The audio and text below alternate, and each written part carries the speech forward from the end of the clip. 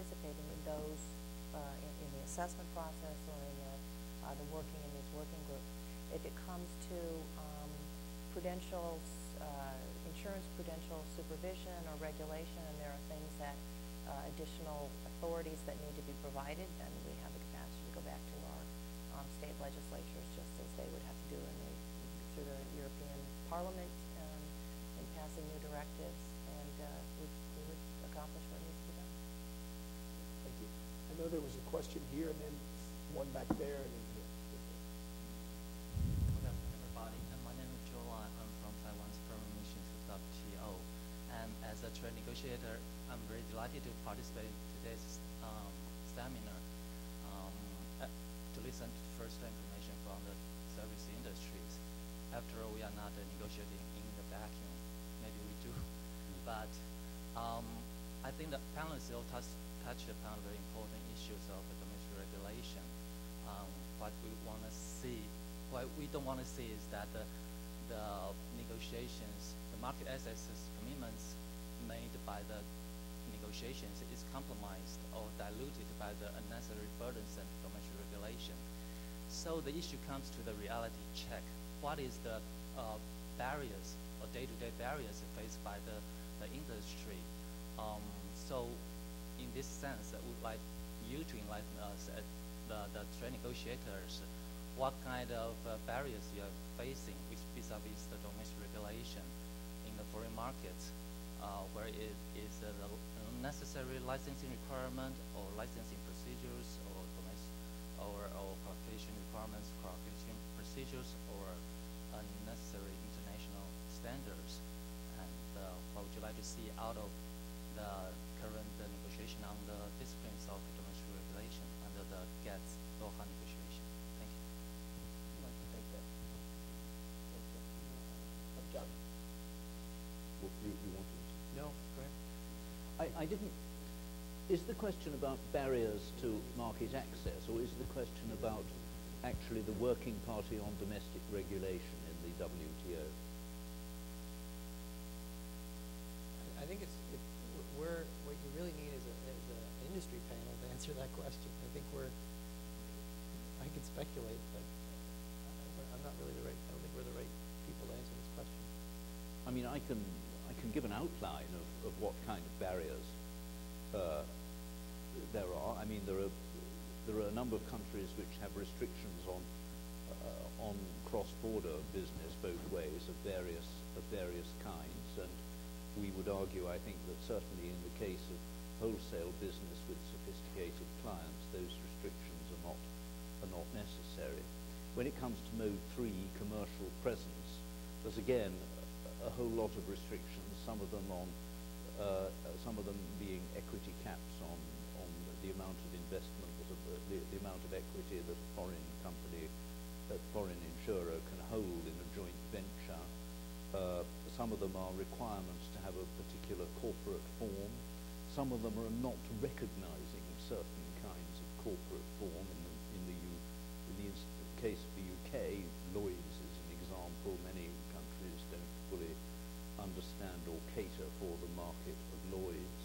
And as we've discussed this morning under GATS Mode 4, movement of key personnel between international insurers in different markets can still give rise to all kinds of visa problems and raise the costs of business. If you're thinking about the GATS work on domestic regulation,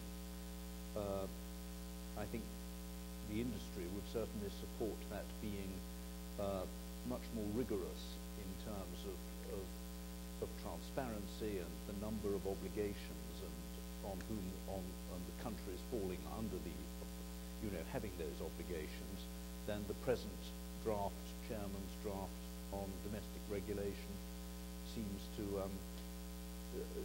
say. The present draft seems a rather mild document, I think. Yeah, I know we have about 5 minutes. There was a gentleman there and then a lady in the gray, and what I'll do is I'll ask that with those 2 questions, we just limit it to 1 response on the panel. How about that? So you all can fight over who answers. I'm Geza Fekirikudi, a former U.S. trade negotiator. I have a question to John. John, you laid out a first-class vision and agenda for expanding regulatory cooperation, liberalization, and insurance. What you did not answer is how we link the negotiations in the Doha round to that broader agenda. How do you create an optimal link so that you can, optimize what you can achieve in the Doha round in the context of that broader agenda you laid out?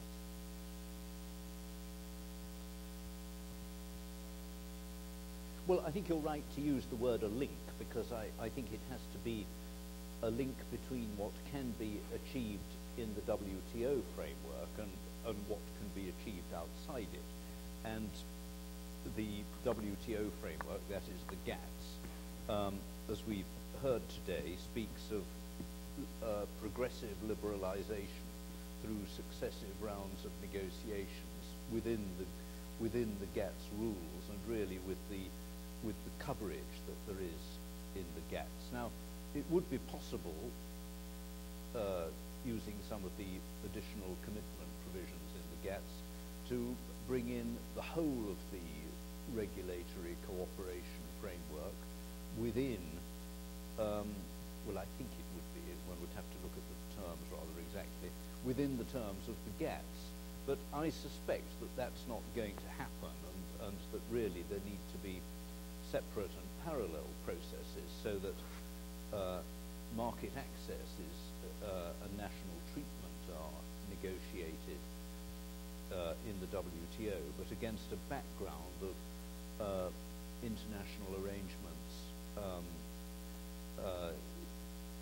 particularly involving the Financial Stability Board, which, but against a background of international arrangements that do take account of what is happening under the GATS. And this is, I think, something where naturally, in response to the crisis, the G20 and the FSB have first of all responded to regulatory needs as they see them. But the GATS dynamic of ongoing liberalization is something that may need more explicit recognition, I would think, from the regulatory side, and vice versa. I think that's the only answer I could give, really. I don't know that others have a view on it. All right, let's have one last question, the lady in the gray. Hi, Trish Henry with the ACE Group. For the last year, we've talked a lot about systemic risk, and there's proposals in the U.S. and Europe and internationally to avoid systemic risk. I think, Dr. Macklin, you spoke about systemic risk with products and markets. My question is, we're primarily a P&C company. Does anyone on the panel believe that P&C companies present systemic risk?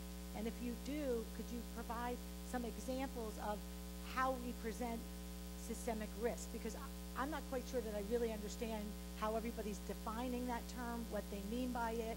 I'd like to make sure we avoid it, but it's hard to avoid what you don't understand. Thank you. Well, maybe I'll try a response to that. You're right that systemic risk is a nice term to throw out. What does it mean? There has been considerable progress trying to figure out what are the core elements of systemic risk, and I'm just trying to remember what they are. But leverage, connectedness, maturity mismatch, and then obviously size. I think those are the four dimensions that regulators in the international community are focusing on. The Financial Stability Board, along with the IMF, has been charged with really developing some more practical guidelines for regulators on what is what constitutes systemic. I will say, so with your question with respect to